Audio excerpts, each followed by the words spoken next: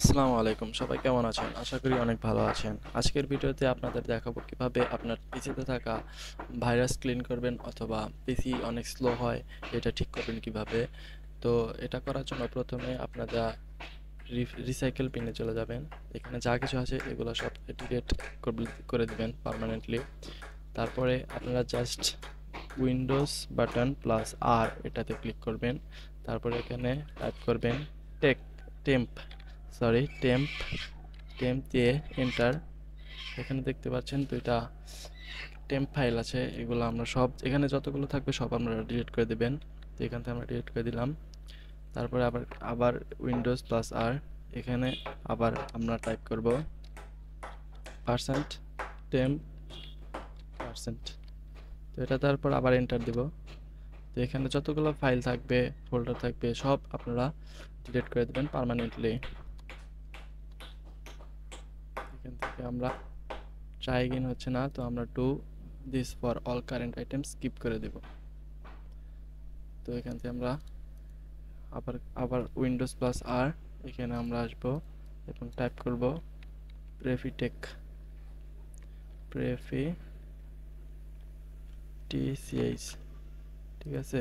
তো এখান থেকে দেখুন অনেকগুলো প্রেফিটেক ফাইল আছে, এগুলা কিন্তু আপনাদের কম্পিউটারে মানে ব্যাকগ্রাউন্ডে চলে, এগুলা জন্য আপনাদের পিসি অনেক হ্যাং করে।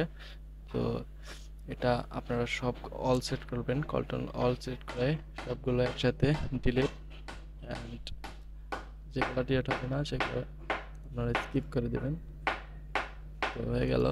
এখন আপনি যেটাই করেন না কেন দেখুন আপনার পিসি কিন্তু এখন স্মুথ চলবে।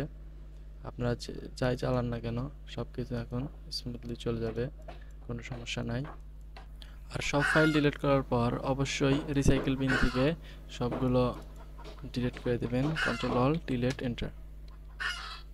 আরেকটা বিষয় হচ্ছে আপনাদের পিসিতে অনেক এক্সি ফাইল ইরর দেখায়, সেগুলো হয় পিসিতে থাকা ভাইরাসের।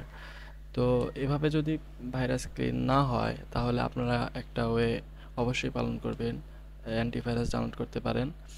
কিন্তু অ্যান্টিভাইরাস ডাউনলোডের ক্ষেত্রে একটা সতর্কতা অবলম্বন করতে হবে আপনাদের। অ্যান্টিভাইরাস কিছু কিছু অ্যান্টিভাইরাস আছে যেগুলা পিসিতে একবার ডাউনলোড করলে আর আনইনস্টল করা যায় না।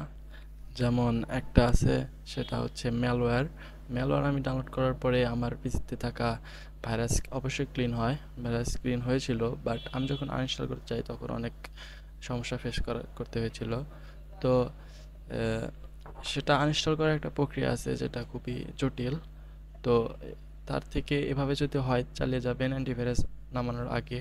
অ্যান্টিভাইরাস আপনার পুরো পিসিতে পারমিশন নেয়, তো এটাতে সবাই সতর্ক থাকবেন। ধন্যবাদ।